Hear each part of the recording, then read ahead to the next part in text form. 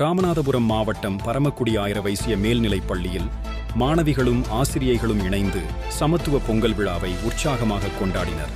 விழாவை முன்னிட்டு பள்ளியின் கலையரங்கம் வண்ணமயமான கலர் கோலங்களால் அலங்கரிக்கப்பட்டது.